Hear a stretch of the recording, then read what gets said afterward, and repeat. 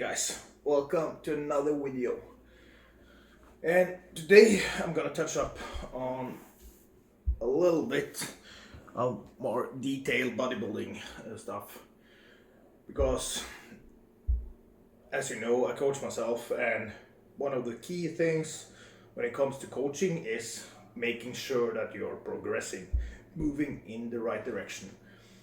And like, the sport in itself is subjective, meaning that what you see is what you get. So all I can really do is watch myself, through the mirror or through a camera, and see how I'm progressing and how my body is changing. And on top of that, I'm having in the back of my mind what I'm eating and what is my weight. So, and what kind of changes have I made in my diet or in my body weight the last couple of days or a week or 2 weeks, depending on how far you are from your goal. So in this video I want to show you guys how I managed to keep a track on this final part of prep, because now we're moving into 2 weeks out and I need to be sure that I'm making changes every day almost. But today I'm going to show you two videos, and both are a week apart.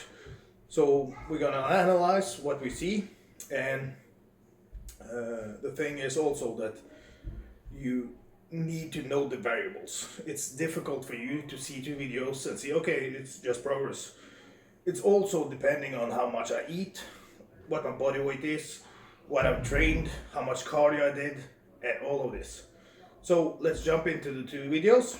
It's one from morning posing and one from posing after the training. So I need to keep in mind that when I'm doing post-workout posing, it depends a little bit on what I'm training. So if I film after a leg workout, it's not gonna look the same as if I film after a chest workout. So also keeping that in mind when you do things like this. And this is a key part of coaching yourself, and it's very, very difficult if you want to be at a little bit of a higher level. But there is the easy way, and that is getting a coach. And when it comes to coaches, you don't need to jump into the most expensive or the most experienced coach right away.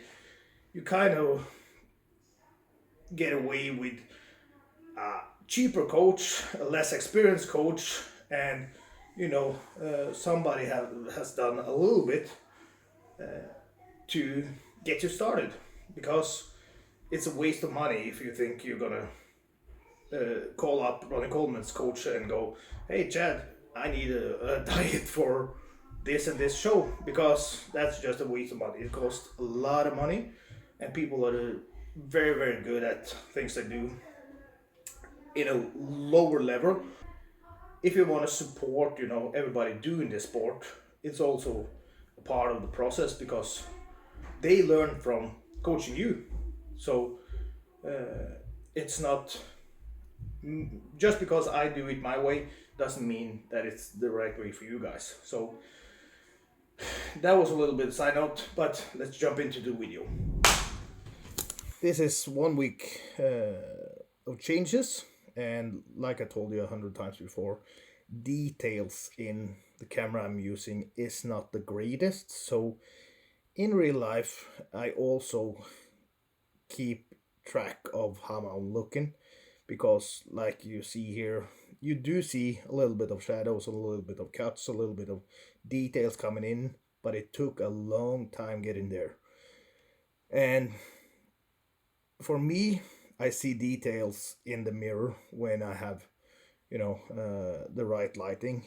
I can see where I'm at, and of course I can feel my fat, I can feel my skin, if it gets in looser, if I'm moving in the right direction. On the left side you can see I'm a lot harder, and on top of that you also can see that I'm a little bit more flat. It's about 1.5 kilo difference in weight. So Of course, I'm gonna be harder because that 1.5 kilo is mostly water. And this is the thing with the last part of diet. You need to kind of push and pull a little bit.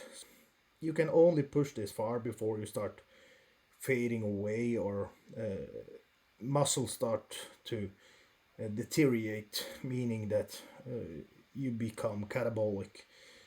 Your body starts to eat itself because it's lack of energy. And by tearing down protein from your muscle and converting it into glucose, that's an easy, quote unquote, easy way to get energy for your body. Because it kind of wants that last part of fat, the stubborn fat that I call it. They try to keep it as long as possible. And then we have posing after the gym. And here it's like I said, you need to keep in mind what kind of body part you trained. Luckily for me, I trained shoulders both days, so they're very similar, but you can see a lot of changes, both in vascularity, in details, and also you can see that I had twice as much food in the left video than I did in the right, because on the right side I ate just one meal before I go to the gym. Today I had 2 meals because today is a higher day and I wanted to see how I'm gonna look with a little bit more food. And I need to keep in mind that if I eat like I did today, I need to be 100% in control of my midsection because that is one of my strong points. It's not hard, it's not good midsection, but it's small when it comes to the width of my shoulders and the size of my legs. So this is a little bit of what I go through when I watch the videos and put them in side by side. Hope you learned something from this, and remember to like and subscribe the videos.